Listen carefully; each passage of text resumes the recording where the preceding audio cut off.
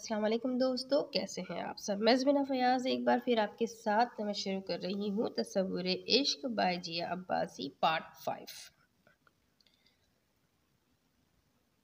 वो कमरे में दाखिल हुआ तो सामने ही बेड पर यास्मी बैठी नज़र आई। साथ लबावा भी मौजूद थी। वो बिलाज को देखते ही शरारत से मुस्कुराई, वहाँ से उठकर फ़ौरन कमरे से बाहर निकल गई। जबकि उसे देखते ही यास्मीन मुस्कुराती हुई बेड से उठ खड़ी हुई थी। आप यहाँ क्या कर रहे हैं? अपनी बेसाख्ता उमड़ाने वाली शर्म पर काबू पाती वो लहजे को हमवार रखते हुए गोया हुई। आप। विलाज ने भवें उचकाकर उसे देखा। वो धीरे धीरे उसकी जानिब कदम बढ़ा रहा था। यास्मीन ने गड़बड़ा कर नजरें फेर ली।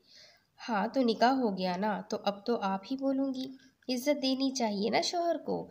वो अलग बात है कि तुम इस लायक नहीं। आखिर में शरारत से कहती वो फिर से अपनी जून में लौट चुकी थी। अच्छा रुको, अभी बताता हूँ। कहने के साथ ही बिलाल ने उसे बाजू से थाम कर एक झटके से खुद से करीब करते हुए उसकी बोलती ही बंद कर दी। कोई आ जाएगा, वो मिनमिनाई। कोई नहीं आ रहा, सब मेहमानों के साथ मसरूफ़ है। वैसे बहुत खूबसूरत लग रही हो।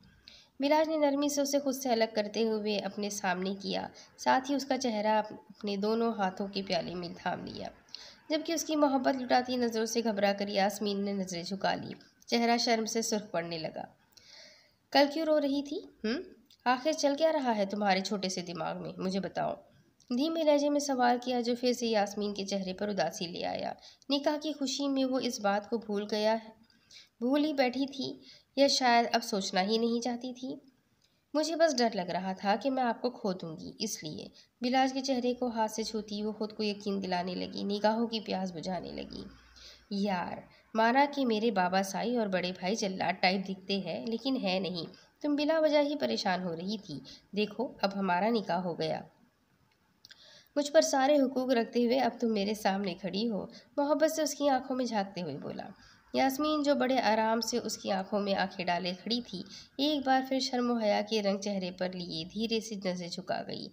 चेहरा तप उठा था बिलाज की कुर्बत से। लरजती पलकों को उठाने की कोशिश में वो नाकाम हो रही थी। बिलाज ने मुस्कुराते हुए उसकी पलकों को अपने पूरों से छुआ और आगे बढ़कर उसके माथे पर बोसा देते हुए अपने सीने से लगा लिया। Welcome to my life Mrs Yasmeen बिलाज। कान में सरगोशी की, जिस पर यास्मीन ने पुरसुकून होते हुए आंखें मूंद ली। अच्छा लगता है तेरा नाम अपने नाम के साथ, जैसे सुबह जुड़ी हो किसी हसीन शाम के साथ। यूसुफ, आखिर समझता क्यों नहीं है तू बात को? नवीद कमरे में दाखिल होते हुए गुस्से से बोला। थोड़ी देर पहले ही चारों मलिकों की हवेली से वापस लौटे थे, जिसके बाद जुनैद और हुज़ैफा तो अपने घर के लिए रवाना हो गए थे, मगर नवीद ने यहीं रुककर यूसुफ से बात करने का सोचा था। जिसके बाद अब वो यूसुफ के कमरे में खड़ा गुस्से से उसे देख रहा था, जो कुछ सुनने के लिए तैयार ही नहीं था।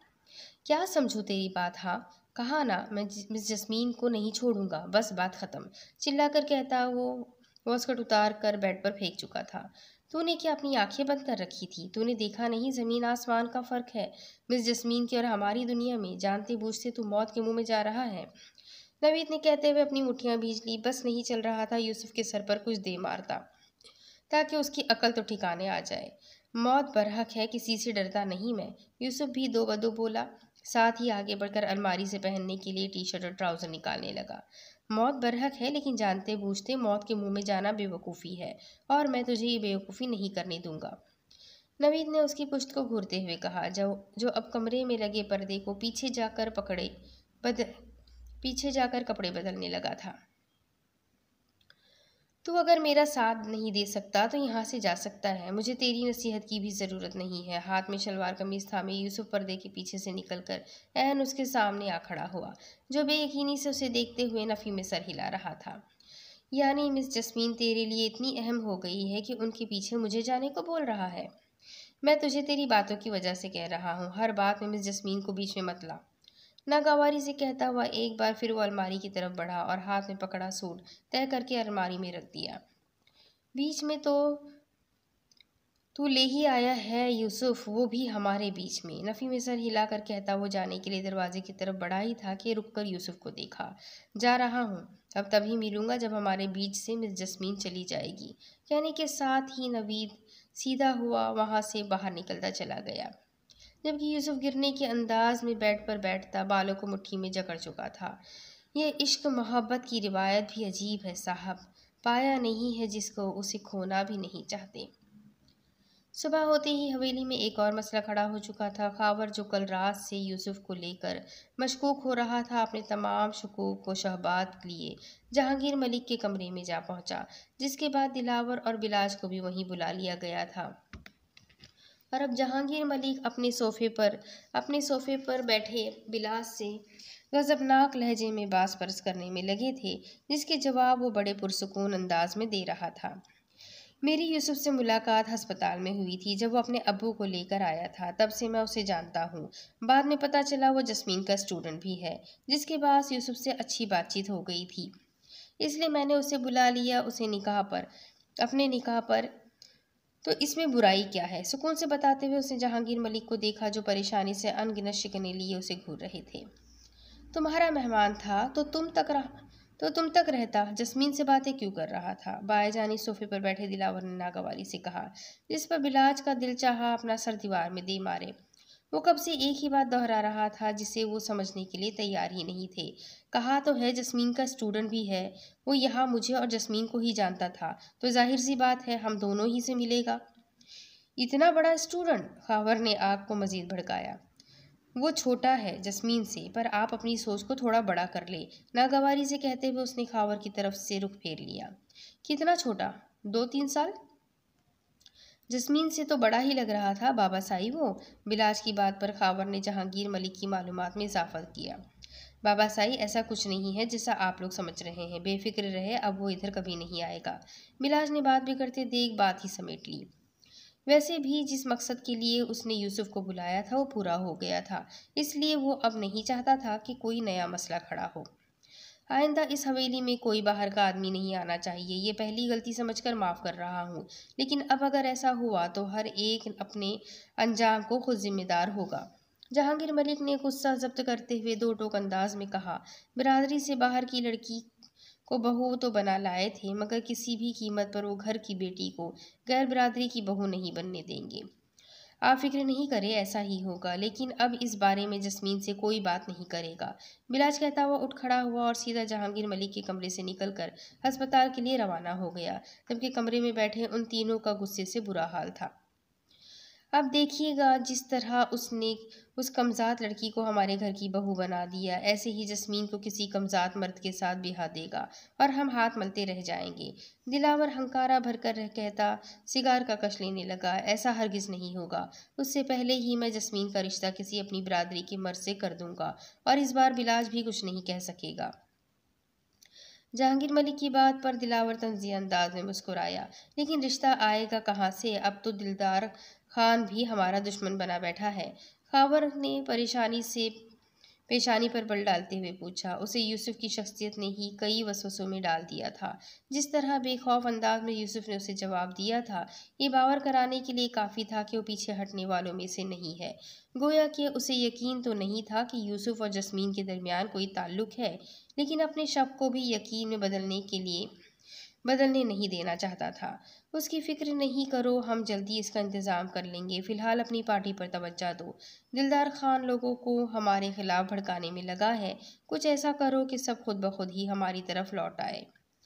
सिगार की कश लेते हुए जहांगीर मलिक मुतफक्किर से बोले, शराज के रिश्ते से इनकार के बाद दिलदार खान ने लोगों को भड़काकर अपनी जानिब मुतवज्जा करना शुरू कर दिया था, जो जहांगीर मलिक के हक़ में नुकसानदा साबित हो रहा था। ठीक है बाबा साई, इसका भी काम हो जाएगा, आप परेशान ना हो। दिलावर सिगार का धुआं हवा के सुपुर्द करता सोफे पर से उठा और खावर को साथ आने का कहकर कमरे से बाहर निकल गया, जबकि जहांगीर मलिक पुरसोच अंदाज में गैर मर्रई नुक्ते पर नजरें जमाए किसी फैसले पर पहुंच चुके थे। बस अब अमल करना बाकी था। क्लास ख़त्म होते ही वो बाहर निकला तो काफ़ी गुस्से में था। नवीद ने सुबह से उससे कोई बात नहीं की थी और ना ही उसने कोई कोशिश की थी, जबकि बेचारे जुनैद और हुज़ैफ़ा तो उन दोनों के दरमियान पिस कर रह गए थे। समझ ही नहीं आ रहा था किसका साथ दे और किसे छोड़ दे। यूसी रुक, जुनैद भागते हुए उसके पीछे आया। मुझे अभी कोई बात नहीं करनी, तुम भी उसके पास जा सकते हो, बिना मुड़े ही जवाब दिया। कदम तेजी से स्टाफ रूम की जानिब बढ़ चुके थे। यूसुफ ये कह रहा, ये क्या तरीका है? अगर नवीद तुझसे नाराज़ है तो बजाय उसे मनाने के तू और नखरे दिखा रहा है। जुनैद ने उसका गिरबान पकड़कर एक झटके से उसे अपनी जानिब मोड़ा। कदम रुक चुके थे, दोनों एक दूसरे के मुकाबिल खड़े गुस्से से एक दूसरे को घूर रहे थे। मैं नखरे दिखा रहा हूँ या वो बहस लगा रहा है? वैसे भी दोस्ती नवीद ने तोड़ी है, मैंने नहीं। उसकी जिद है कि वो मुझसे तभी मिलेगा जब मैं मिस जस्मीन को छोड़ दूंगा, और ऐसा कभी नहीं होगा। यूसुफ दांत पीसते हुए बोला। आवाज़ इतनी नीचे थी कि आसपास से गुजरने वालों को वह मुश्किल ही सुनाई दे। तो अब वो हम सबसे बढ़कर हो गई है? जुनैद ने हैरत और कुछ अफसोस के मिले जुले जज्बात में घिरे उससे पूछा। बेयकीनी सी चारों सू फैली हुई थी। वो तुमसे बढ़कर है ना, तुम उनसे बढ़कर। सबकी अपनी जगह, अपनी हैसियत, अपना मकाम है, मगर ये बात तुम तीनों को समझ नहीं आ रही। यूसुफ रुका, फिर ठहरे हुए लहजे में जताकर बोला। ना तो मैं तुम्हें छोड़ रहा हूँ और ना ही जस्मीन को छोड़ूंगा। बाकी तुम्हें मेरे साथ रहना है या नहीं, ये तुम्हारा अपना फैसला है। कहने के साथ ही लंबे लंबे डग भरता वहां से निकलता चला गया, जबकि जुनैद वहीं खामोश खड़ा उसे जाते देख रहा था। फैसला करना मुश्किल था कि कौन गलत है, यूसुफ या नवीद। एक दूसरे की भलाई चाहते थे तो दूसरा एक दूसरे की भलाई चाहता था, तो दूसरा अपने से जुड़े हर शख्स को अपने पास रखना चाहता था। गलत तो दोनों ही नहीं थे, फिर क्या गलत था? वक्त या हालात? फिलहाल ये तो वक्त ने ही बताना था, जो अपने साथ न जाने क्या फैसला लाने वाला था। अस्पताल के कॉरिडोर में तेजी से कदम बढ़ाता वो उसके कमरे की तरफ जा रहा था। उसके कमरे के सामने जा खड़ा हुआ, जिसके दरवाजे पर नस्ब नीम प्लेट पर डॉक्टर यास्मीन का नाम लिखा था। वो दस्तक देकर बिना जवाब का इंतजार के अंदर दाखिल हुआ, जहां सामने ही चेयर पर डॉक्टर आरिफा बैठी आंसू बहा रही थी, जबकि यास्मीन हाथ में पानी का गिलास लिए उसको चुप करवाने की कोशिश कर रही थी। क्या हुआ? बिलाज की आवाज़ पर दोनों ने चेहरा मोड़कर उसे देखा।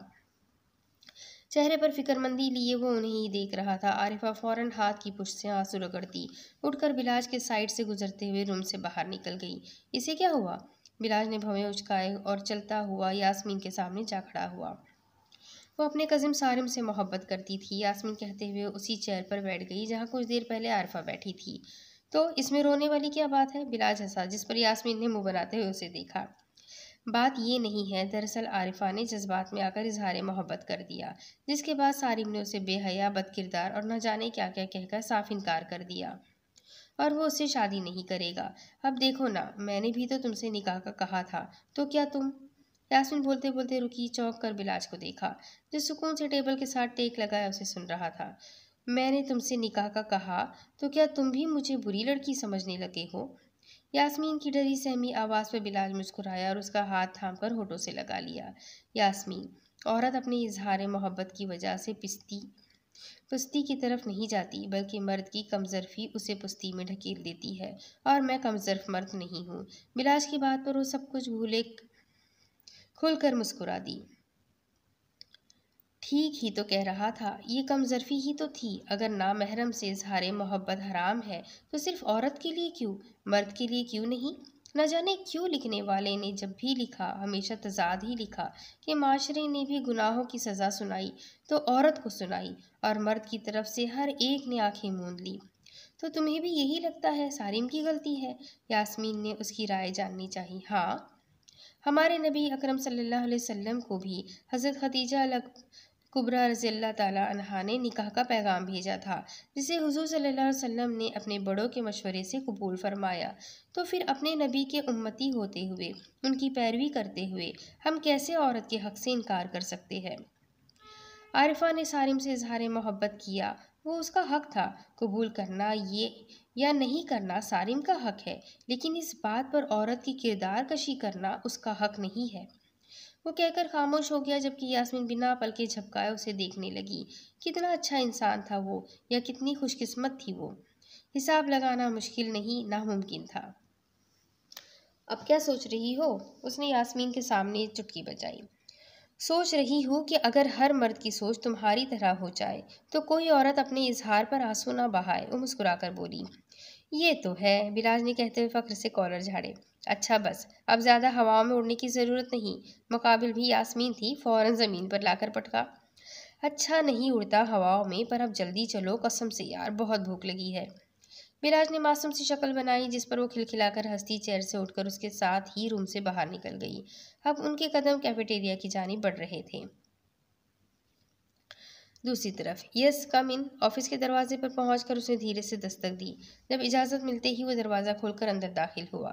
सामने ही जामनी रंग के शलवार कमीज के साथ हमरंग दुपट्टा ओढ़े वो चेयर पर बैठी थी। उसके सामने मौजूद टेबल पर लैपटॉप खुला हुआ था, जिसके कीबोर्ड पर उंगलियां तेजी से हरकत कर रही थी। आज चादर शानों के बजाय चेयर की पुश्त पर मौजूद थी। यूसुफ उसको देखकर मुस्कुराता हुआ आगे बढ़ा। आप इधर हैं, मैं आपको स्टाफ रूम में ढूंढ रहा था। उसकी बात पर जस्मीन ने हाथ रोकते हुए चेहरा ऊपर उठाकर उसे देखा, जो ऐसे अपनी कारकर्दगी बता रहा था कि इस बात पर अभी जस्मीन उसे शाबाशी देगी। कोई काम था यूसुफ हैदर कि आप मुझे ढूंढते हुए मेरे ऑफिस तक आने की जहमत करनी पड़ी? नजरें वापस लैपटॉप पर जमाते हुए बोली। उंगलियों ने भी एक बार फिर हरकत करनी शुरू कर दी थी, जबकि सामने खड़े यूसुफ की पेशानी पर जस्मीन का अंदाज देखते हुए बल पड़ने लगे। दिमाग तो पहले ही घुमा हुआ था, बाकी कसर उसके रवैये ने पूरी कर दी थी। मसला क्या है आपके साथ? हाथ टेबल पर मारते हुए वो गुर्राया। उसके अंदाज पर जस्मीन फौरन सहम कर पीछे हुई थी। ये क्या बदतमीजी है मिस्टर यूसुफ? खुद पर काबू पाते हुए गुस्से से बोले। कोई बदतमीजी नहीं है, आप बताइए क्यों करती है मेरे साथ ऐसा? एक दिन अच्छे से बात कर लेंगी तो दूसरे दिन फिर वही बेगानगी की चादर ओढ़ लेंगी, आखिर क्यों?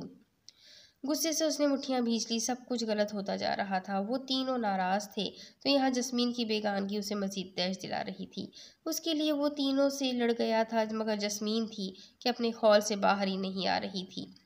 जरा ये खौल चटकता कि फिर वो दोगुनी मजबूती से उसे खुद पर चढ़ा लेती।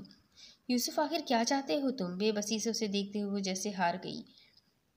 आपको जवाब फौरन आया। ये नामुमकिन है, आखिर समझते क्यों नहीं?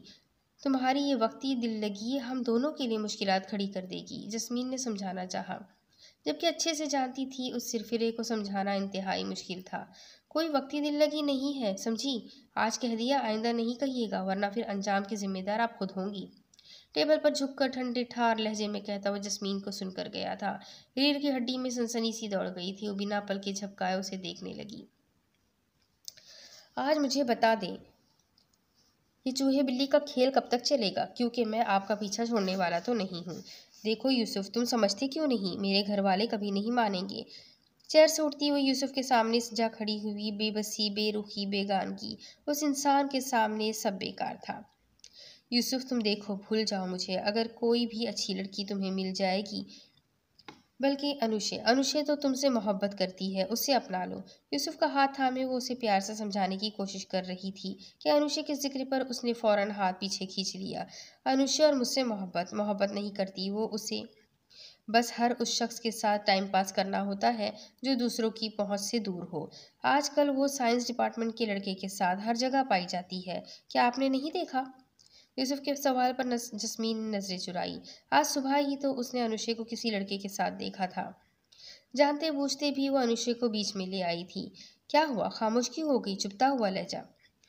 जस्मीन ने बेबसी से अपने माथे को मसला। तुम फिलहाल जाओ यहाँ से, मैं मजीद कोई बहस नहीं कर सकती। वो वापस चेयर पर जाकर बैठ गई। यूसुफ ने लब भींचे उसे देखा। मिस जस्मीन, मत करे ऐसा। मेरा दिल दुखाकर कभी खुश नहीं रह पाएंगी। अल्फाज थे या न जाने क्या। जस्मीन वहीं साकित रह गई। यूसुफ तो जा चुका था, मगर उसके लफ्ज़ों की बाशकस्त पूरे ऑफिस में सुनाई दे रही थी। ओए छम्मक छल्लो, ज़रा इधर भी देख लो। यूनी के ग्राउंड में बैठे वो तीनों लड़के हर आने जाने वाली लड़की को आवाज़ें लगा रहे थे, जिनमें से कुछ तो उन्हें जवाबन बातें सुनाते हुए आगे निकल जाती और कुछ मुस्कुराहट उछालकर उनकी हौसला अफजाई करती, जिस पर वो मज़ीद शेर बनते छोटी मोटी छेड़छाड़ पर भी उतर आते थे। अरे कहाँ जा रही हो पिंकी मैडम? बिला आखिर तुम आज हाथ आ ही गई।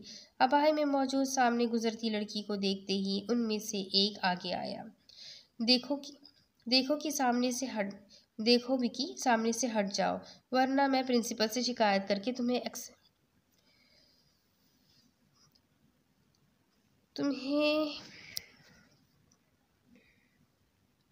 बाहर निकलवा दूंगी। सामने जमकर खड़े विकी को उसने धमकी दी, जिस पर डरने की बजाय वो कहकहा लगाता आगे को झुका था।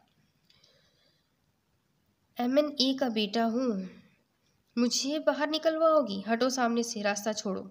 वो साइड से निकलने लगी कि विकी ने उसका हाथ थाम लिया। पास खड़े दोनों लड़के भी उनके करीब आ गए थे। छोड़ो मेरा हाथ, बेबसी से कहते हुए पिंकी ने हाथ छुड़ाने की कोशिश की।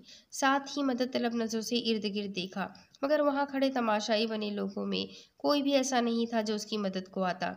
नहीं छोड़ते तो क्या कर लोगी? एक बार फिर कह कहा लगाते हुए सवाल किया। सुना नहीं क्या कहा लड़की ने? हाथ छोड़ो उसका।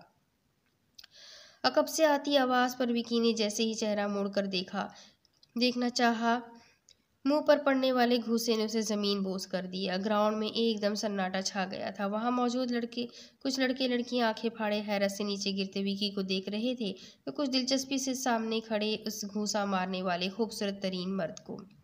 शर्म आनी चाहिए तुम सबको। ये लड़का तुम सबके सामने इस लड़की से बदतमीजी कर रहा है और तुम सब खड़े देख रहे हो। गुस्से से सब पर नजर डालते हुए बोला। यूसुफ, ये एमएनए का बेटा है। वहां खड़े यूसुफ के क्लास फेलो ने उसे अपनी तरफ से आगाह किया। वो यूसुफ के गुस्से और मार धाड़ वाली तबीयत से बखूबी वाकिफ था, मगर मुकाबिल भी पहुंची हुई शख्सियत का बेटा था। एमएनए का बेटा है तो क्या, ये यूनिवर्सिटी इसके बाप की नहीं है? कहने के साथ ही एक और घूसा उसके मुंह पे पड़ा। वो जो अभी उठकर ठीक से संभला भी नहीं था, उस दूसरे घुस्से ने वापस उसे जमीन बोस कर दिया। यूसुफ पहले ही गुस्से से जस्मीन के ऑफिस से निकला था, मगर ग्राउंड में पहुंचते ही सामने के मंजर ने उसका मजीद दिमाग घुमा दिया, जिसके बाद उसका खुद पर काबू पाना नामुमकिन हो गया। सालों, खड़े देख क्या रहे हो? मारो इसे। विकी ने नीचे गिरे चेहरा उठाकर अपने दोस्तों को कहा, जो पिंकी के साथ खड़े उसे मार खाते देख रहे थे। हाँ, आओ तुम भी। मेरे भी हाथों में सुबह से खुजली हो रही है। यूसुफ शर्ट की आस्तीन ऊपर चढ़ाता हुआ बोला। उनमें से एक आगे बढ़ा और यूसुफ के मुंह पर मुक्का मारना चाहा, लेकिन इससे पहले ही यूसुफ ने उसका हाथ पकड़ लिया। अगले लम्हे दोनों एक दूसरे में गुत्थम गुत्था हो चुके थे। ओह शिट, लगता है प्रिंसिपल को बुलाना ही पड़ेगा। वहां खड़े यूसुफ के क्लास फेलो ने फौरन ऑफिस की जानिब दौड़ लगाई कि तभी सामने से आते नवीद से बुरी तरह टकराया। पीछे ही जुनैद और हुजैफा भी मौजूद थे। टोनी के बच्चे, देख कर नहीं चल सकता? नवीद ने घूरा। सॉरी, उजरत में कहता वो साइड से निकलने लगा कि नवीद ने उसका गिरबान पकड़कर रोक लिया। कहाँ भागे जा रहा है? प्रिंसिपल को बुलाने। क्यों? हुजैफा ने सवालिया नजरों से उसे देखते हुए पूछा। वो ग्राउंड में यूसुफ की लड़ाई हो गई है विकी से। विकी? वो एमएनए के बेटे से?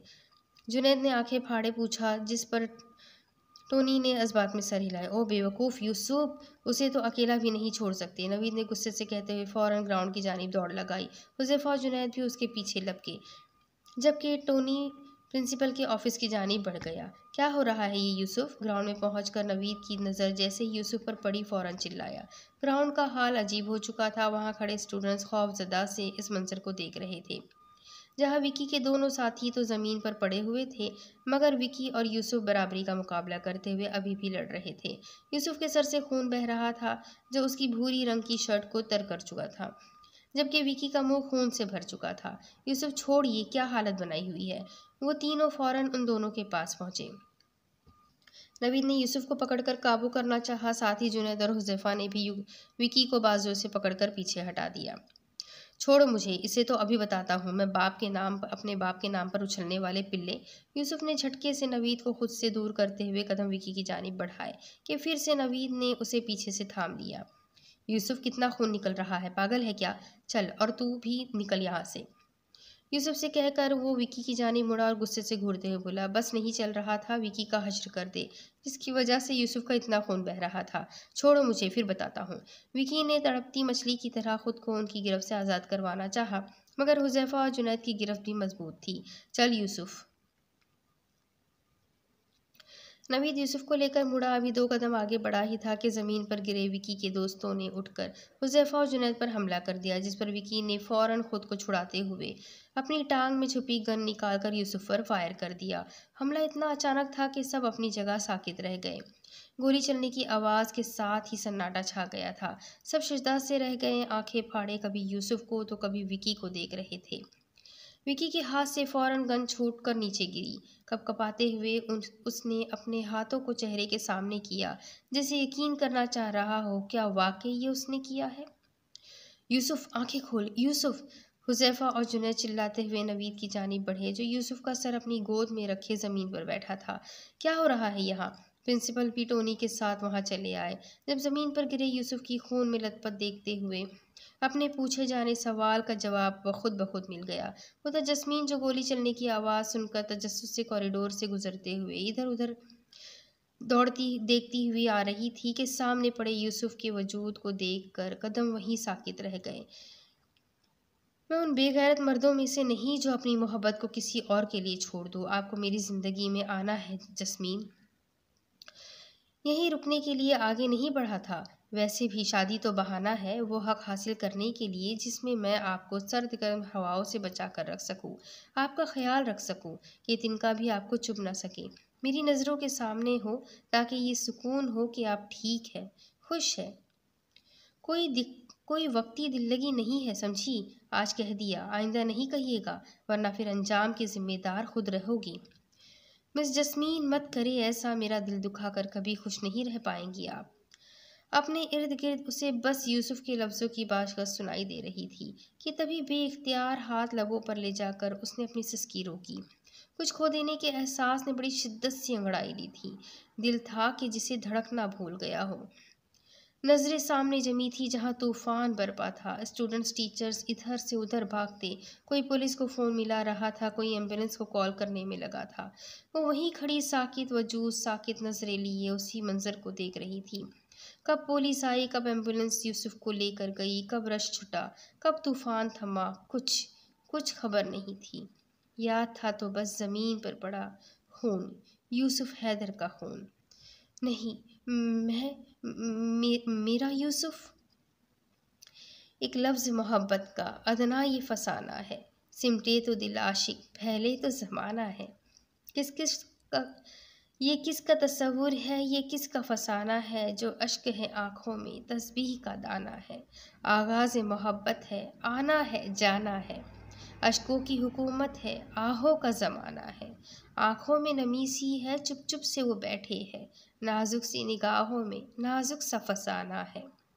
हमदर्द बे दिल नाला, वो दस्त बे दिल हैरा, ए इश्क तो क्या जालिम तेरा ही ज़माना है। या वो थे खफा हमसे, या हम हैं खफा उनसे, कल उनका ज़माना था, आज अपना ज़माना है। ये इश्क नहीं आसा, इतना ही समझ लीजिए, एक आग का दरिया है और डूब के जाना है। ये हुस्न जमाल उनका, ये इश्क शबाब अपना, जीने की तमन्ना है, मरने का ज़माना है। अब दिल को खुदा रखे, अब दिल का ज़माना है, अश्कों के तबस्सुम में, आहों के तरन्नुम में, मासूम मोहब्बत का मासूम फसाना है। जिगर मुराबादी।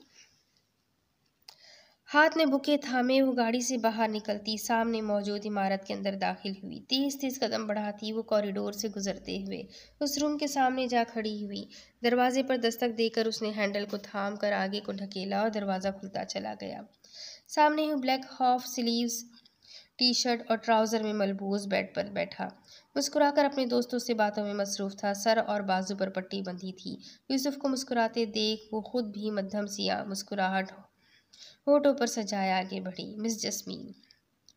हुज़ैफ़ा और नवीद, जो मज़े से सोफ़े पर फैल कर बैठे थे, उसे देखते ही उठ खड़े हुए, जबकि जुनैद बेड के करीब ही बेंच पर ढिठाई से बैठा यूसुफ के लिए लाए गए फलों से भरपूर तरीके से इंसाफ कर रहा था। कैसे हो आप लोग? उन सब से पूछते हुए उसने हाथ में पकड़ा बुके यूसुफ की जानिब बढ़ा दिया, जिसे उसने सरसारी से मुस्कुराते हुए थाम लिया था। हम सब ठीक है, आप बैठिए ना। नवीद सोफे के पास से हटते हुए बोला। हुज़ैफ़ा भी उसके साथ ही साइड पर हो गया। जस्मीन इस बात में सर हिलाती खामोशी से सोफे पर जा बैठी। अस्पताल के रूम में जहाँ कुछ देर पहले हंसी मजाक चल रहा था, अब वहीं माहौल में खामोशी छा चुकी थी। हुज़ैफ़ा, चल डॉक्टर से डिस्चार्ज का पूछना था, चल ना। नवीद जुनैद को भी इशारा करता हुज़ैफ़ा के साथ रूम से बाहर निकल गया, ताकि दोनों को सुकून से बात करने का मौका मिल सके। ओह, मैं भी ज़रा यूसुफ की दवाइयाँ लेकर आऊँ, डॉक्टर ने कहा था लाने के लिए। जुनैद भी बहाना बनाते हुए उठा और रूम से बाहर निकल गया, मगर अपने साथ के केले ले जाना भूला नहीं था। कैसे हो तुम? जस्मीन, जो सर झुकाए बैठी थी, उन तीनों के जाते ही यूसुफ से गोया हुई, जो टुकटुकी बांधे उसे ही देख रहा था। अब ठीक हूँ, अब सब ठीक है। वो मुस्कुराया। जस्मीन नजरें फेरती इधर उधर देखने लगी। उसकी बात में छुपा मतलब वो अच्छे से समझ गई थी। विकी को यूनी से बाहर निकाल दिया गया है, लेकिन तुमने विकी के खिलाफ केस वापस क्यों ले लिया? यूसुफ की बात का असर जायल करने के लिए पूछा। मुझे बस उसे उसकी औकात बतानी थी, जो हो गया।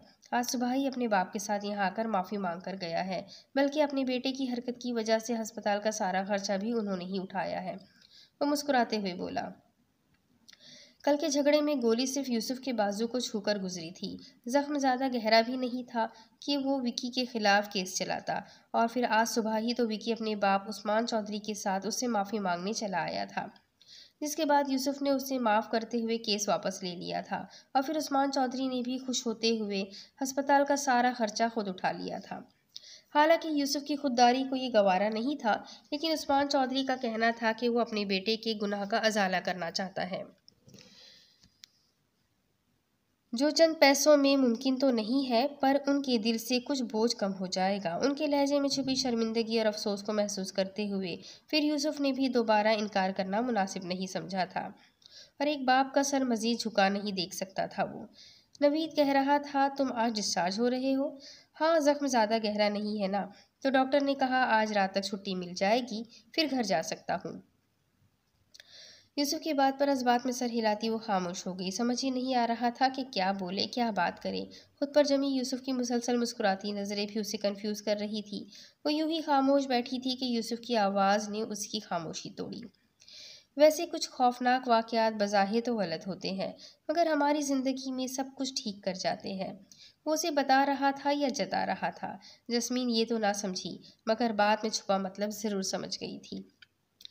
इस झगड़े के बाद सिर्फ अपने दोस्तों से ही यूसुफ के ताल्लुकात ठीक नहीं हुए थे, बल्कि जस्मीन के मख्फी जज्बात भी जाहिर होने लगे थे, जो उसे आज अस्पताल तक ले आए थे। सिर्फ यही नहीं, कल रात भी वो यूसुफ के नंबर पर कॉल करके नवीद से उसकी खैरियत दरियाफ्त कर चुकी थी, जिसे यूसुफ के होश में आते ही नवीद ने उसके गोशगुजार कर दिया था। जस्मीन को उसकी परवाह है, उस एहसास ने ही हर तकलीफ को उससे दूर कर दिया था। वो खुश था, और अब जस्मीन को अपने सामने बैठा देख खुशी का ठिकाना ही नहीं था। तुम ऐसे ही घूरते रहोगे तो मैं चली जाऊंगी, वो झुंझलाई। कैसे? पुरसुकून अंदाज में सवाल किया। नजरें अब भी नहीं हटाई थी, ऐसे जैसे अभी घूर रहे हो। उंगली उठाकर यूसुफ की आंखों की तरफ इशारा किया, जिस पर मुस्कुराते हुए यूसुफ ने नजरें फेर कर दरवाजे की तरफ मरकूज कर ली। मुझे अच्छा लगा आप आई। वो अब संजीदा था और जस्मीन अब खामोश। ये एतराफ़ बहुत मुश्किल था कि वो भी उससे मोहब्बत करने लगी है। उसे तकलीफ़ में देखकर वो खुद भी सुकून से नहीं रह पाई। वो वहाँ थी, पर दिल यहाँ अटका हुआ था। कुछ बोलेंगी नहीं? उसकी चुपती खामोशी यूसुफ को एक आंख ना भाई। मैं चलती हूँ। वो उठ खड़ी हुई। यूसुफ ने बेचैनी से पहलू बदला। अभी तो आई थी, रहने नहीं आई थी, मिलने आई थी। अभी ठीक से मिली कहाँ है? तो क्या आप तुम्हारे गले लग जाऊं? वो चिढ़कर बोली, जबकि उसकी बात पर यूसुफ ने फराग दिली से बाहें फैलाते हुए गोया उसे गले लगने की दावत दी। दफा हो जाओ, अगली बार ये हाथ ही टूट जाए। गुस्से से पैर पटकती वो रूम से बाहर निकल गई। पीछे यूसुफ कह कहा लगाता अपना फ़ोन उठाकर नवीद को कॉल मिलाने लगा। मुलाकात तो है, तुम्हें देखने का बहाना। छोड़ दो ये बातें, क्या कहेगा ज़माना। शबाना, ये लो, इस जोड़े को मेरे कमरे में रख दो। फ़ायज़ा बेगम ने लाउंज में सफाई करती शबाना के पास आकर उसे जोड़ा थमाया, जिस पर वह इस बात में सर हिलाते हुए जोड़ा लेकर कमरे की जानिब बढ़ गई। और हाँ सुनो, यास्मीन के घर फ़ोन मिलाकर मुझे दो। कल दरगाह पर हाजिरी देने जाना है। मैं चाहती हूँ रुखसती से पहले एक दफ़ा यास्मीन को साथ लेकर दरगाह पर हो आऊँ। एक और हुक्म दिया। जी सरदारनी जी, बस ये रख कर आई। शबाना कहकर फ़ौरन कमरे में चली गई, जबकि फ़ायज़ा बेगम वहीं लाउंज में रखे सोफे पर बैठ गई थी कि तभी दरवाजे से उन्हें जस्मीन अंदर आती दिखाई दी। इतनी देर लगा दी आने में? अम्मी, ट्रैफिक बहुत था। खैर आप बताएं क्या हुआ? जस्मीन उनके पास ही सोफे पर बैठी थी, साथ ही शानों पे से चादर उतार कर साइड पर रख ली। कल यास्मीन को लेकर दरगाह पर जाऊंगी, तुम्हें भी चलना है। कल यूनिवर्सिटी नहीं जाना। जी ठीक है। जस्मीन ने इस बात में सर हिला दिया। एक तो ये शबाना कहाँ रह गई? आ गई सरदारनी जी। शबाना लाउंज में आते हुए बोली, साथ ही लाउंज में मौजूद टेलीफोन पर यास्मीन के घर का नंबर मिलाकर रिसीवर फ़ायज़ा बेगम को थमा दिया। बीबी जी, आपके लिए कुछ लाऊं? अदब से सर झुकाए जस्मीन से पूछा। जी चाय मेरे कमरे में ले आए। फ़ायज़ा बेगम को फ़ोन पर बात करते देख जस्मीन उठ खड़ी हुई और शबाना को चाय का बोलकर अपने कमरे की जानिब बढ़ गई। हुक्म मिलते ही शबाना भी किचन की जानिब चल पड़ी। जब फ़ायज़ा बेगम वहीं बैठी कमर बेगम से बातों में मसरूफ़ हो गई। अस्पताल से डिस्चार्ज होकर नवीद यूसुफ को अपने घर ही ले आया था। यूसुफ के इनकार के बावजूद भी उसने एक नहीं चलने दी थी। वैसे भी अब यूसुफ के घर था ही कौन जो उसका ख्याल रखता। तू अब आराम कर, किसी चीज़ की ज़रूरत हो तो बता देना। नवीद ने पानी का जग साइड टेबल पर रखते हुए कहा। मैं बिल्कुल ठीक हूँ, इतनी भी चोट नहीं लगी जो तुम मुझे मरीजों की तरह डील कर रहे हो। वो झिंझिलाया। गोली लगी है तुझे, वो अलग बात है कि तुझ जैसी ढीठ चमड़ी पर कोई असर नहीं होता। नवीद चिढ़कर बोला। यूसुफ की हरकतों पर उसे गुस्सा तो आ रहा था, मगर कुछ भी बोलने से खुद को बाज रखा हुआ था। वैसे पता है विकी को यूनी से बाहर निकलवा दिया गया है। जानता हूँ, टोनी जब आज मिलने आया था तो उसने बता दिया था, और मिस जस्मीन ने भी। यूसुफ मुस्कुराया जबकि नवीद ने घूर कर उसे देखा। यूसुफ, आखिर मैं तेरा क्या करूँ यार, तूने कल हालत देखी थी अपनी, अगर कुछ हो जाता तुझे तो। खुफकी से कहते हुए नवीद उसके पास ही बेड पर बैठ गया। तो क्या होता, वैसे भी तू नाराज था ना, अब क्या हुआ? यूसुफ ने भवें उचकाई। नाराज था तुझसे, नफरत नहीं करता था, नवीद ने दांत पीसे। लेकिन मैं अब भी अपनी बात पर कायम हूँ, यूसुफ ने संजीदगी से कहते हुए उसे जताया कि अगर नवीद ये सोच रहा है अब यूसुफ उसकी बात मान लेगा और मिस जस्मीन के मामले में पीछे हट जाएगा तो ये उसकी भूल है। नवीद खामोशी से उसे देखता रहा, फिर गहरा सांस लेकर उसके हाथ पर अपना हाथ रख लिया। यूसुफ, मैं तेरा दुश्मन नहीं हूँ यार, मैं भी तेरी खुशी चाहता हूँ। अगर मिस जस्मीन की वजह से तुझे तकलीफ हुई तो मुझसे बर्दाश्त नहीं होगा। मुझे मिस जस्मीन की वजह से कोई तकलीफ नहीं होगी, और अब तो वो भी मुझे पसंद करने लगी है। कहते हुए वो फिर मुस्कुराया। आज जस्मीन की आंखों में वो अपना अक्स वाज़ेह तौर पर देख चुका था। ठीक है, मान लिया मिस जस्मीन तुझे पसंद करने लगी है, लेकिन उनके घर वाले क्या वो तुझे कबूल करेंगे? और अगर उन्होंने तुझे कबूल नहीं किया तो क्या मिस जस्मीन अपने घर वालों के खिलाफ जाकर तेरा हाथ थाम सकेगी? नवीद के सवाल ने अब के यूसुफ को चुप लगा दी। जस्मीन ने हमेशा ये कहकर उसे रोकना चाहा था कि उसके घर वाले यूसुफ को कबूल नहीं करेंगे, और बिलफर्ज कबूल नहीं भी करते तो क्या जस्मीन उसका साथ देगी या पीछे हट जाएगी? और क्या तब यूसुफ जस्मीन को छोड़ पाएगा? ये सोच ही सुहाने रूह थी। ज़्यादा सोच मत, आराम कर, अभी तेरी तबीयत भी ठीक नहीं है। इसे सोचों में गर्क देख कर नवीद कहता हुआ उठ खड़ा हुआ। सर में वैसे ही चोट लगी थी और अब ये सब बातें उसे मजीद जहनी अजियत से दो चार कर देती। चलता हूँ, कुछ चाहिए हो तो आवाज़ दे देना। नवीद उसे चादर उड़ाकर लाइट बंद करता कमरे से बाहर निकल गया, जबकि इस अंधेरे में भी यूसुफ आंखें खोले किसी गैर मर्रे नुक्ते को घूर रहा था। सोचों के ताने बाने अब भी वहीं जुड़े थे। क्या मैं अंदर आ जाऊं? वाइट टी शर्ट और ट्राउजर में मलबूस दरवाजे पर खड़े बिलाज ने दस्तक देते हुए पूछा। थोड़ी देर पहले ही वो अस्पताल से वापस आया था और अब फ्रेश होने के बाद सीधा जस्मीन के कमरे में चला आया था। आइए ना भाई। जस्मीन जो कल मज़ार पर जाने के लिए कपड़े निकाल कर देख रही थी, बिलाज की आवाज़ पर फौरन उसकी तरफ मुतवज्जा हुई। कोई काम था तो मुझे बुला लेते। कपड़ों को वापस अलमारी में रखते हुए बोली।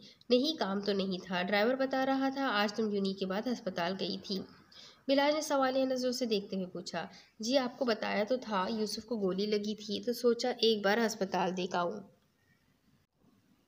जस्मीन ने मसरूफ से अंदाज में कहा, जबकि उसकी बात पर बिलाज के चेहरे पर संजीदगी छा गई, मगर बोला कुछ नहीं। क्या हुआ, खामोश क्यों हो गए? अलमारी बंद करके उसने चेहरा मोड़कर बिलाज को देखा। नहीं, कुछ नहीं, अच्छा किया। वैसे अम्मी बता रही थी कल दरगाह पर जा रहे हो यास्मीन को लेकर। बिलाज ने बात बदली। जी, उसके लिए ही कपड़े निकाल रही थी। अम्मी ने भाभी के घर फ़ोन तो कर दिया था, पर आंटी कह रही थी कि वो लोग मज़ार पर नहीं जाते, लेकिन अम्मी के कहने पर यास्मीन भाभी को भेज देंगी। थोड़ी देर पहले फ़ायज़ा बेगम से होने वाली गुफ्तगू अब उसने बिलाज की गोश गुजार कर दी थी। ठीक है, चलो तुम अब आराम करो, मैं भी चलता हूँ। बिलाज जाने के लिए मुड़ा ही था कि जस्मीन ने पीछे से आवाज़ दे दी। भाई, आपको मेरा अस्पताल जाना बुरा लगा? जहन में मचलता सवाल ज़बान पर आ ही गया। नहीं, मुझे बुरा नहीं लगा बच्चे, लेकिन बाबा साई को ये बात नागवार गुजर सकती है, इसलिए एहतियात करो, मुस्कुरा कर बोला, जिस पर जस्मीन ने इस बात में सर हिला दिया। ठीक है भाई। Good girl. बिलाज कहकर कमरे से बाहर निकल गया, जबकि वो मुस्कुराती हुई बेड पर लेट गई। जस्मीन के लिए यही बहुत था कि बिलाज को बुरा नहीं लगा, और फिर रही बात बाबा साई की और बड़े भाइयों की, तो बिलाज सबको संभाल लेगा। तपती दोपहर में तेज रफ्तारी से दौड़ती दो गाड़ियां सीधा उस मज़ार के सामने जा रुकी थी। एक में फ़ायज़ा बेगम और शबाना मौजूद थी, जबकि दूसरी गाड़ी में जस्मीन के साथ यास्मीन बैठी थी। सफ़ेद शलवार कमीज़ में मलबूस, सर पर दुपट्टा लिए यास्मीन हैरत से उस जगह को देख रही थी। वो पहले कभी मज़ार पर नहीं आई थी, ना ही उसने कभी आने का सोचा था। वो अलग फ़िरके से ताल्लुक़ रखती थी, बिलाज अलग, मगर दिल मिल चुके थे, जिसके बाद हर ज़ात बात फ़िरका वारियत कहीं बहुत पीछे रह जाते हैं। चले भाभी। गाड़ी का दरवाज़ा खोलकर जस्मीन ने उतरने का इशारा किया, जिस पर यास्मीन सर हिलाती हुई बाहर निकल आई। वो यहाँ आना नहीं चाहती थी, मगर बिलाज की खुशी के लिए इनकार भी नहीं कर पाई थी। बेटा, मुझे मालूम है तुम ये सब नहीं मानती, पर तुम यहाँ आई मेरी खुशी के लिए, मुझे बहुत अच्छा लगा। बाकी तुम्हें कुछ करने की ज़रूरत नहीं है, हम में से कोई तुम्हें कुछ मजबूर नहीं करेगा। फ़ायज़ा बेगम ने उसके पास आकर शफ़क़त से उसके सर पर हाथ फेरा। यास्मीन मुस्कुरा दी। चलो आ जाओ। यास्मीन को साथ लिए मज़ार की सीढ़ियाँ चढ़ने लगी। शबाना और जस्मीन भी उनके पीछे ही थे। सिया शलवार कमीज़ में मलबूस, सर पर हमरंग दुपट्टा ओढ़े जस्मीन तेज़ी से सीढ़ियाँ चढ़ती इर्द गिर्द लोगों को भी देख रही थी। इतनी धूप में भी वहाँ एक जहां आबाद था। सीढ़ियों से ऊपर पहुंचकर वो फूलों के हार और मन्नत की चादर हाथ में लिए जनाना हिस्से में आकर फातिहा पढ़ने लगी। यास्मीन हैरत से वहां मौजूद सब औरतों को चादर चढ़ाते हुए देख रही थी। भाभी, आप मेरे साथ आइए। जस्मीन उसका हाथ थामे वहां से निकलकर उस दीवार के सामने जा खड़ी हुई, जहां कितनों की मुरादें धागे की सूरत में बंधी हुई थी। ये इतने धागे क्यों बंधे हैं? यास्मीन ने हैरत से उस सब्ज रंग की जाली और दीवार पर बंधे धागों को देखते हुए पूछा। मन्नत के धागे हैं, जस्मीन कहते हुए खुद भी हाथ में मौजूद मन्नत का धागा बांधने लगी। हमेशा की तरह आज भी उसके पास मांगने के लिए बहुत कुछ था, लेकिन इस बार किसी इम्तिहानी पर्चे में पास होने के लिए दुआ नहीं करनी थी, बल्कि ज़िंदगी के इम्तिहान में पास होने की दुआ करनी थी।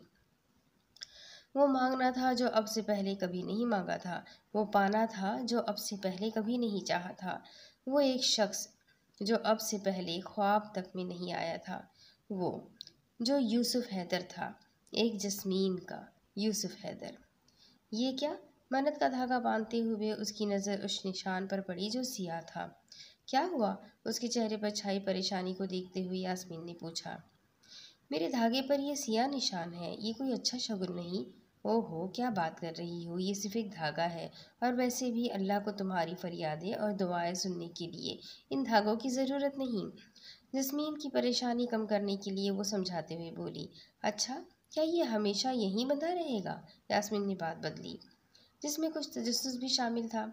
हाँ, वैसे अगर तुम बाद में कभी यहाँ आई तो तुम्हें कैसे पता चलेगा इनमें से तुम्हारा धागा कौन सा है? एक और सवाल। जस्मीन ने मुस्कुराकर उसे देखा। ये मैंने दीवार के कोने पर बांधा है, और फिर अब तो इस पर ये सिया निशान भी मौजूद है। यास्मीन की बात का असर उस पर हुआ था या नहीं, पर अब वो उस सिया निशान को अलग ही नज़र से देख रही थी। ओह हाँ, ये तो फ़ायदा हो गया। अब इस सिया निशान से तुम फ़ौरन पहचान जाओगी कि यही तुम्हारा धागा है। जी, अब चलें, अम्मी के पास चलते हैं। जस्मीन मुस्कुराकर कहती उससे लिए फ़ायज़ा बेगम की तरफ बढ़ गई, जहाँ वो चबूतरे पर बैठे फ़कीरों में सामान तकसीम कर रही थी। शबाना हाथ में खाने पीने के साथ साथ कपड़े वगैरह लिए उनके पीछे खड़ी थी। आ गई तुम दोनों? उन दोनों को देखकर वो मुस्कुराई। जी, अब आपने गरीबों में सामान तकसीम कर दिया तो चलें। हाँ चलो। और शबाना, ये बाकी सामान सीढ़ियों पर बैठे लोगों में तकसीम कर दो, जब तक हम गाड़ी में जाकर बैठते हैं। शबाना को हिदायत देती वो उन दोनों के साथ वापस गाड़ियों की तरफ बढ़ गई। सबसे ज़्यादा उन्हें यास्मीन की फिक्र थी, जो न जाने यहाँ आकर कैसा महसूस कर रही थी। तुम परेशान तो नहीं हुई बेटा? गाड़ी के पास पहुंचकर उन्होंने प्यार से पूछा। नहीं आंटी, कोई परेशानी नहीं हुई, आप फिक्र नहीं करें। यास्मीन मुस्कुराई। उसे खुशी थी कि फ़ायज़ा बेगम ने उसे ज़बरदस्ती कुछ भी करने को नहीं कहा था, ना ही अपने रंग में रंगने की कोशिश की थी। चलो गाड़ी में बैठो तुम दोनों, शबाना के आते ही चलते हैं। जी। फ़ायज़ा बेगम की बात पर अज़बात में सर हिलाती वो दोनों गाड़ी में बैठ गई। थोड़ी देर बाद ही शबाना भी सामान तकसीम करके उनके पास चली आई। उसके बाद वो फ़ौरन ही वहाँ से निकलते घर के लिए रवाना हो चुके थे। क्या बॉन्डिंग है आप में? जुनैद ने यूसुफ को देखते हुए शरारत से कहा। यूसुफ को चोट लगने की वजह से आज यूसुफ और नवीद यूं ही नहीं यूनी नहीं गए थे, इसलिए हुज़ैफ़ा और जुनैद यूनी के बाद उन दोनों से मिलने चले आए थे और अब कमरे में बैठे मुसलसल शरारत से यूसुफ को देख रहे थे। बकवास नहीं करो, सीधे तरीके से बको, क्या कहना है? यूसुफ जानता था कोई पते की बात तो करेंगे नहीं, इसलिए चिढ़कर बोला, आज तो नहीं आए और आज तू नहीं आया और मिस जस्मीन भी इसलिए तंग कर रहा है तुझे। हुज़ैफ़ा ने हंसते हुए कहा, तो मैं क्या करूं? मुझे तो चोट लगी है इसलिए नहीं गया। वो मज़ीद चिढ़ा जबकि जहन में जस्मीन को लेकर हलचल मच गई थी। हाँ, और वो तेरी वजह से नहीं आई होंगी, दिल नहीं लगेगा ना तेरे बगैर, जुनैद ने कहकर हुज़ैफ़ा के हाथ पर हाथ मारा। साथ ही दोनों कह कहा लगाकर हंस दिए। उन्हें हंसता देख यूसुफ का दिल किया साइड टेबल पर रखा रखा गुलदान उठाकर उन दोनों के सर पर दे मारे। तंग मत करो उसे, नवीद हाथ में चाय की ट्रे थामे कमरे में दाखिल होते हुए बोला। नजर सीधा उन दोनों पर पड़ी थी जो बेड पर गिरे हंसने में लगे हुए थे। बस नवीद, तुझे पता है तो मुझे कब अच्छा लगा था? तू मुझे कब अच्छा लगता है? नवीद के हाथ में चाय की ट्रे को मोहब्बत से देखते हुए कहा। हाँ, जब तेरी इज्जत अफजाई करता हूँ घूसों के साथ। जुनैद को जवाब देते हुए उसने ट्रे बेड के दरमियान में रख दी। कल से उसने बगैर किसी खास वजह के यूसुफ को बेड से उठने नहीं दिया था। सारा सामान उसे बेड पर ही लाकर दे रहा था। मुझे बाहर जाना है और मज़ीद घर पर नहीं बैठ सकता। यूसुफ का मूड खासा चिड़चिड़ा हो रहा था। कुछ तबीयत का असर था तो कुछ कल से नवीद की बातों ने भी जहन को उलझा रखा था। बैठे रहो चुपचाप और तुम मुझे लेक्चर्स नोट करवा देना आज के, यूसुफ से कहकर वो हुज़ैफ़ा और जुनैद से मुखातिब हुआ जो मज़े से चाय की चुस्कियां भर रहे थे। ओके, तुम लोग रुको, मैं बस अभी आया। उन तीनों को बातें करते देख यूसुफ ने अपना मोबाइल उठाकर जेब में रखा और उनसे कहता हुआ बेड से उतरकर कमरे से बाहर निकल गया, जबकि वो उसे पीछे से आवाज़ें ही देते रह गए। ये नहीं सुधरेगा। कमरे में बैठा दिलावर और खामोशी से जहांगीर मलिक को देख रहा था, जो फ़ोन पर मुसलसल हिदायत देते मुकाबिल को समझाने में लगे थे, जिस पर मुकाबिल भी उन्हें तसल्लियाँ देते हुए अब फ़ोन रख चुका था। क्या बाबा साई, काम हो जाएगा ना? मूँछों को ताव देते हुए दिलावर ने मुस्कुराकर पूछा। हाँ, करीम ने हमें यकीन दिलाया है, मायूस नहीं करेगा। कल का सूरज उसकी ज़िंदगी का आखिरी दिन होगा। नफरत से कहते हुए उन्होंने खावर की तरफ देखा, जो सोफे पर आराम से बैठा उन्हें सुन रहा था। और शुजा आलमगीर ने अपने बेटे के रिश्ते का कहा था, मालूम करो किन सरगर्मियों में मलबूस है। इस बार हम बिलाज को इख्तिलाफ करने का कोई मौका नहीं देंगे। वो हंकारा भरते हुए बोले। आप परेशान ना हो, मैं सब मालूम कर लूँगा। बस अब जल्द से जल्द आप जस्मीन का रिश्ता कर दें, वरना ऐसा ना हो वो भी किसी मर्द को हमारे सामने लाकर खड़ा कर दे। खावर का जहन अब भी यूसुफ में ही अटका हुआ था, इसलिए अब वो जल्द अज जल्द जस्मीन की शादी करवाना चाहते थे। न जाने क्यों पर यूसुफ उसे एक आंख नहीं भाया था। उसकी बेखौफी आज भी उसे गुस्सा दिला देती थी। रात की तारीकी मुंजमद हुई, वहीं सुबह का सूरज अपनी पूरी आबोताब के साथ दोबारा रोशन हो चुका था। कानों में रस घोलती परिंदों की चहचहाहट, फिजा में छाई फूलों की मशहूर कुन महक, जो नथनों से टकराकर लबों पर जिंदगी से भरपूर मुस्कुराहट बिखेरे हुए थी। सर्द हवा के झोंके जो हर सू अपने पर फैलाए हुए थे, अपने आप में मुकम्मल होने का मुंह बोलता सबूत थे। ऐसे में इस मुकम्मल और पुरकशिश तस्वीर का हिस्सा बने जस्मीन धीरे धीरे कदम बढ़ाती अपने ऑफिस की जानिब बढ़ रही थी, जब कोई और भी उसके हम कदम आ हुआ। कैसी है? दरमियान में ज़रा का ज़रा फासला रखते हुए यूसुफ ने पूछा। मैं तो ठीक हूँ, और आप? बगैर उसकी तरफ देखे हुए पहचान गई थी सवाल करने वाला शख्स कौन है। उफ, अब तो ये आप कहने की फॉर्मेलिटी छोड़ दें। खैर, मैं भी ठीक हूँ। वैसे कल मैं आपको कॉल कर रहा था, उठाई क्यों नहीं? खुफकी से सवाल किया। जस्मीन ने मुस्कुराहट दबाई। क्योंकि मुझे ये फ़ोन पर राब्ते नहीं पसंद। और क्या क्या नहीं पसंद, अभी बता दे ताकि आगे से ना करूँ। और तुम नहीं पसंद। जस्मीन के संजीदा अंदाज पर यूसुफ के कदम वहीं रुक गए, जबकि मुस्कुराहट दबाती आगे बढ़ गई। ऐसे कैसे नहीं पसंद? तभी मेरी वजह से कल आप भी यूं नहीं आई। माथे पर बल डाले वो एक बार फिर उसके पीछे चलते हुए बोला। किसने इतनी बड़ी खुशफहमी में मुब्तला कर दिया आपको? ऑफिस के सामने पहुंचकर जस्मीन ने रुक कर उसे देखा। किसी ने नहीं, क्योंकि ये खुशफहमी नहीं हकीकत है, वो उसकी आंखों में झांकता हुआ बोला। जस्मीन ने नजरें फेरी और ऑफिस का दरवाज़ा खोलकर अंदर की जानिब बढ़ गई। यूसुफ भी उसके पीछे ही अंदर आया। खुशफहमी अब गलतफहमी में बदल रही है। मिस्टर यूसुफ, मैं कल दरगाह पर गई थी, इसलिए कल यूनी नहीं आ सकी, वो जताकर बोलती अपनी चेयर पर जा बैठी। दरगाह? आप दरगाह पर जाती हैं? यूसुफ ने भवें उचकाए हुए पूछा। हाँ, क्यों? बोल जी। कुछ नहीं, बस मैं इन सब चीज़ों को नहीं मानता, इसलिए शादी के बाद आप मज़ार वगैरह पर नहीं जाएंगी। वो सुकून से बोलता जस्मीन को ठीक ठाक तपा गया। तुम तुम होते कौन हो मुझे रोकने वाले? आपका होने वाला शौहर। यूसुफ मुस्कुराया, जबकि जस्मीन ने लब भींच कर उसे घूर कर देखा, जो ढिठाई से उस पर हक जता रहा था। लगता है बाजू पर लगी गोली ने दिमाग पर असर कर दिया है। गोली ने तो नहीं, पर किसी के तसव्वुर ने ज़रूर असर कर दिया है। दोनों हाथ टेबल पर रखकर झुकता वो उसकी आंखों में आंखें डालकर बोला। जस्मीन ने नज़रें झुका ली। जस्मीन ने इजहार नहीं किया था, ना ही करने का इरादा रखती थी, और ना ही यूसुफ उससे इजहार करवाना चाहता था। वो जस्मीन का भरम रखना चाहता था, और अब जब जज्बात अंदाज से झलकने लगे थे तो लफ्ज़ों की ज़रूरत बाकी नहीं रही थी। यूसुफ के लिए इतना ही काफ़ी था कि जस्मीन अब उसके जज्बात को झुटला नहीं रही थी। तुम क्यों आ गए आज यूनी? एक दो दिन घर पर आराम करते। जस्मीन ने बात बदली, खुद पर जमी यूसुफ की नज़रों से कन्फ्यूज़ हो रही थी। अगर नहीं आता तो फिर मालूम कैसे होता कि आपको मेरी फिक्र है या नहीं?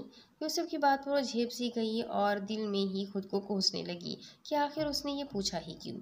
अब चलता हूँ, क्लास का टाइम हो रहा है। शहादत की उंगली से उसका गाल छूता वो पीछे हटा और सीधा ऑफिस से बाहर निकल गया, जबकि अपने दाएं गाल पर हाथ रखे बैठी जस्मीन धीरे से मुस्कुराती। हाथ में बंधी घड़ी पर नजर डालते हुए वो सिग्नल के खुलने का इंतजार कर रही थी। जल्दी जल्दी करते भी उसे अस्पताल के लिए देर हो गई थी। बाकी की कसर उस ट्रैफिक जाम ने पूरी कर दी थी।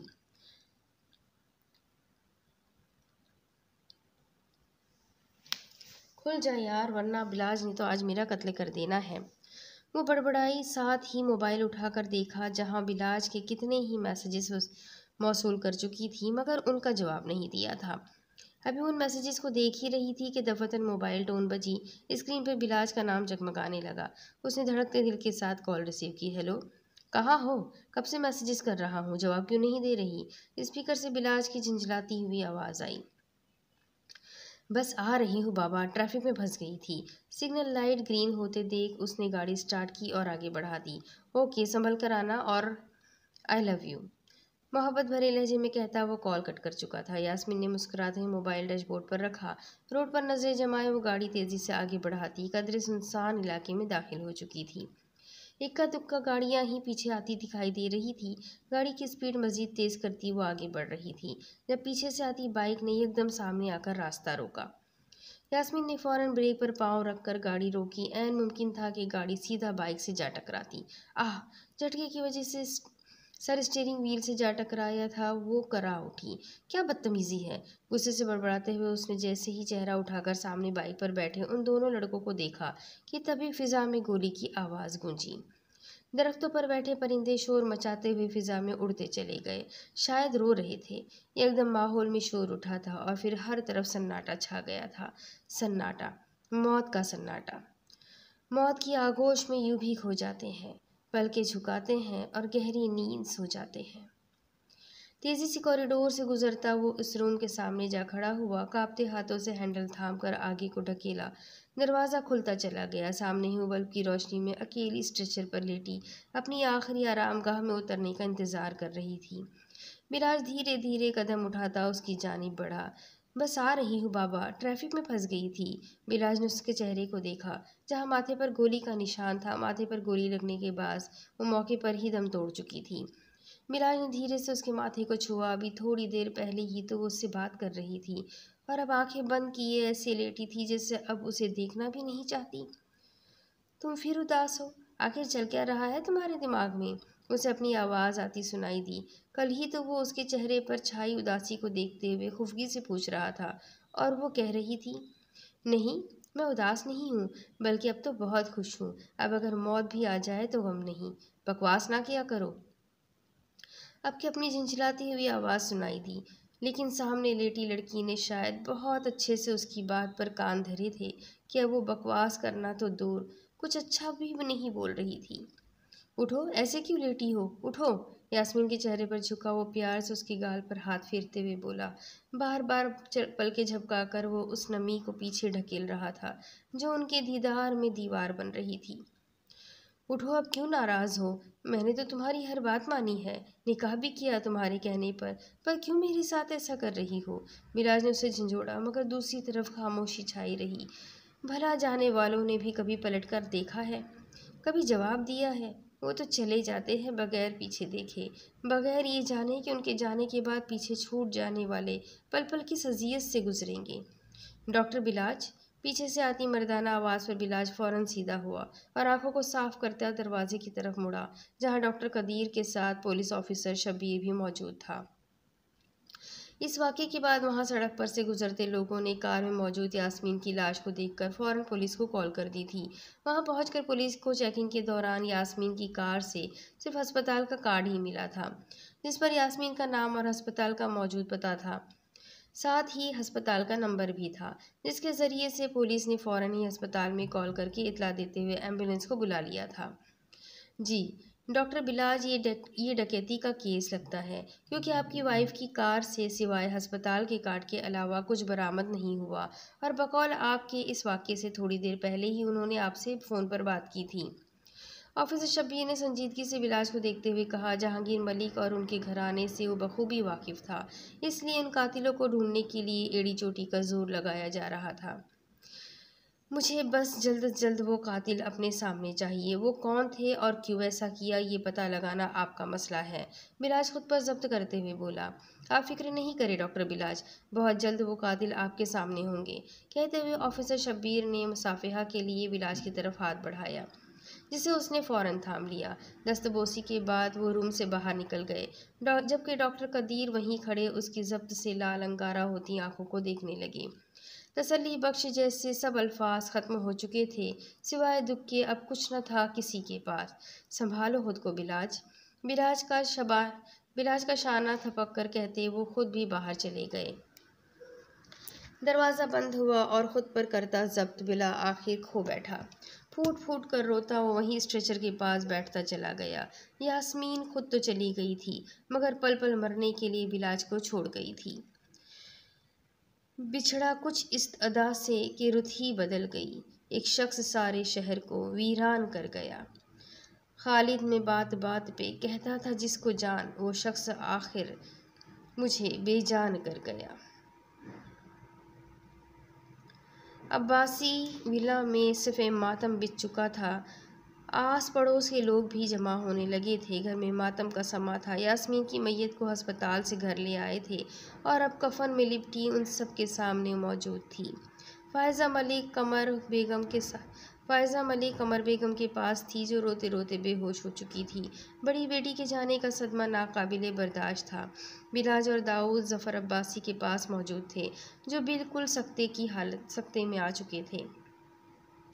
बेटी को ऐसे रुखसत करना पड़ेगा, ये उनके वहम गुमान में भी नहीं था। इधर जस्मीन लबाबा को संभाल रही थी। खबर मिलते ही वो यूनिवर्सिटी से निकलकर सीधा फ़ायज़ा बेगम के साथ यहाँ चली आई थी। अजान का वक्त हो रहा है, जिसने चेहरा नहीं देखा देख ले, फिर मैयत को ले जाएंगे। वहाँ मौजूद यास्मीन के रिश्तेदारों में से किसी ने कहा। सब उठकर चेहरा देखते आखिरी दीदार करने लगे कि मैयत को उठाने का वक्त आ खड़ा हुआ। कमर बेगम, जो होश में आने के बाद बिल्कुल खामोश बैठी थी, यास्मीन की मैयत को उठाते देख दौड़कर उस पर झुकी। कहाँ लेकर जा रहे हैं आप सब मेरी बेटी को?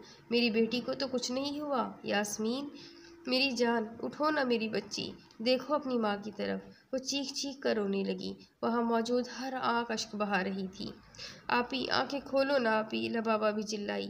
जस्मीन के लिए लबाबा को संभालना भी मुश्किल हो रहा था। उसके तो खुद अपने आंसू भी थमने का नाम नहीं ले रहे थे। फ़ायज़ा बेगम और कुछ औरतों ने कमर बेगम को पकड़कर पीछे किया, जिसके बाद बिलाज और दाऊद ज़फ़र अब्बासी और बाकी मर्दों के साथ मिलकर जनाजे को कंधे पर उठाए वहाँ से बाहर निकल गए। उनके जाते ही औरतों के रोने की आवाज़ें बुलंद होने लगी और एक बार फिर कमर बेगम चीखते हुए होश हवास से बेगाना हो चुकी थी। तेरी खुशबू का पता करती है, मुझ पे एहसान हवा करती है। शब की तन्हाई में अब तो अक्सर गुफ्तगू तुझसे रहा करती है।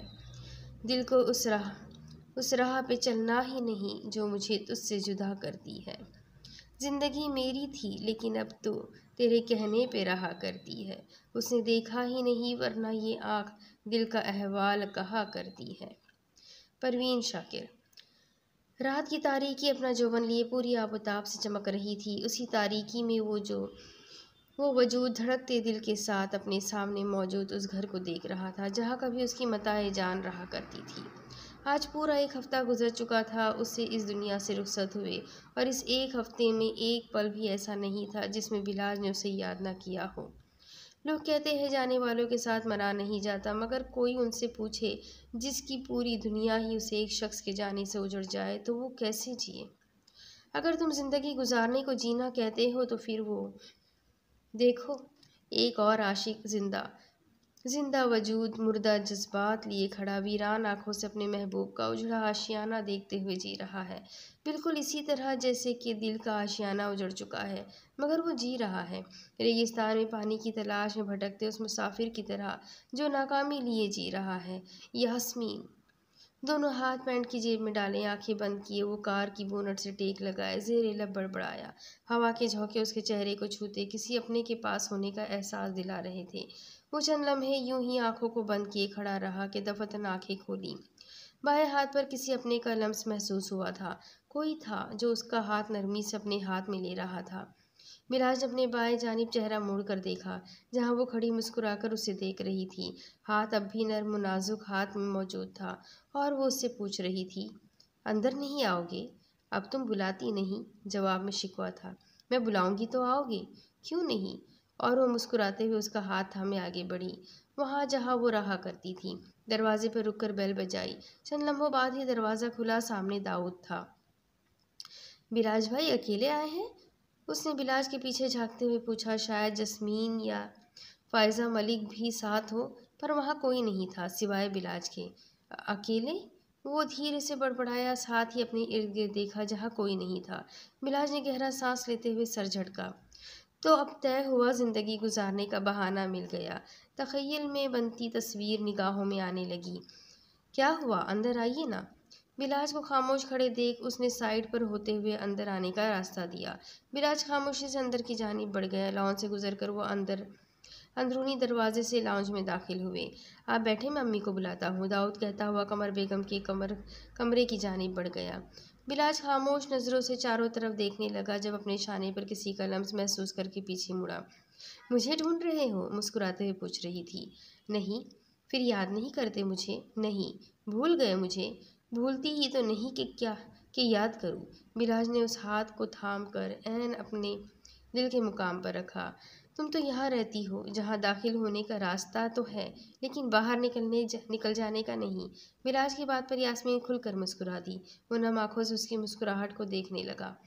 बिलाज बेटा, करीब से आती आवाज़ पर वो चौंका, चेहरा मोड़ कर दाएं जानिब देखा। दाऊद के साथ कमर बेगम खड़ी थी।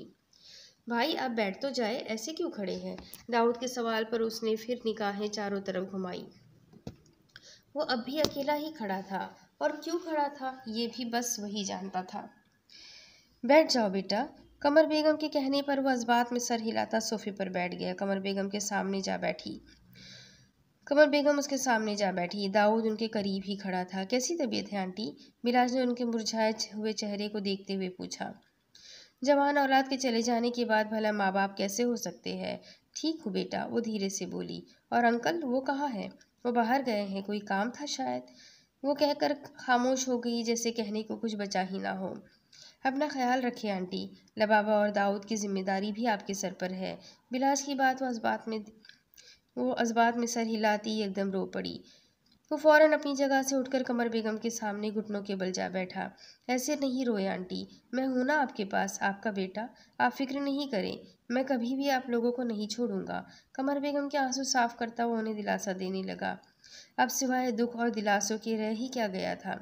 तुम बहुत अच्छे हो बेटा। कमर बेगम ने बिलाज के सर पर हाथ फेरते हुए उसे गले से लगाया। पास खड़ा दाऊद भी पीछे से बिलाज के गले लग गया। तीनों की आंखें नम थी, जो अब कम ही खुश्क रहा करती थी। दूसरी तरफ कैसी है? वो तेज़ी से स्टाफ रूम की जानिब बढ़ रही थी, जब पीछे से आती आवाज़ पर रुककर पीछे मुड़ी। स्किन कलर की शर्ट के साथ ब्लैक पैंट में मलबूस, हाथों को जेब में डाले वो मुस्कुराता हुआ जस्मीन के सामने आ खड़ा हुआ था। तुम पर फ़र्ज़ है क्लास से पहले मेरे पास आकर हाज़िरी देना। जस्मीन ने भवें उचकाई। बिल्कुल फ़र्ज़ है, जिसे मैं कज़ा नहीं कर सकता। वो भी अपने नाम का एक था, भला शर्मिंदगी फिर कैसे छूकर गुजर जाती। जस्मीन ने नफ़ी में सर हिलाते हुए मुड़कर वापस चलना शुरू कर दिया। यूसुफ भी उसके साथ ही कदम बढ़ा दिए। यूसुफ ने भी उसके साथ ही कदम बढ़ा दिए। बिलाज भाई अब कैसे हो? बिलाज भाई अब कैसे हैं? ठीक है, बस खामोश हो गए हैं, ज़्यादा बात भी नहीं करते। बिलाज का सोचते ही जस्मीन के चेहरे पर उदासी उतर आई थी। चाहकर भी वो अपनी जान से प्यारे भाई के लिए कुछ नहीं कर सकती थी। खामोश तो होंगे ही ना, कितना खुश थे वो निकाह वाले दिन, और अब दानिस्ता तौर पर बात अधूरी छोड़ दी। कुछ पल यूं ही खामोशी से गुजरे और फिर वो बोला, मैं तो अब अपने लिए भी हर नमाज में दुआ करने लगा हूँ कि आपका साथ सारी ज़िंदगी के लिए मिले, वरना मैं तो मर ही जाऊँगा। आसपास से गुजरते हुए स्टूडेंट्स को देखता वो धीरे से बोला, जबकि सर झुकाए चलती जस्मीन ने चौंक कर उसे देखा। ये वो यूसुफ तो नहीं था जिसने जस्मीन पर हाथ तक उठा दिया था।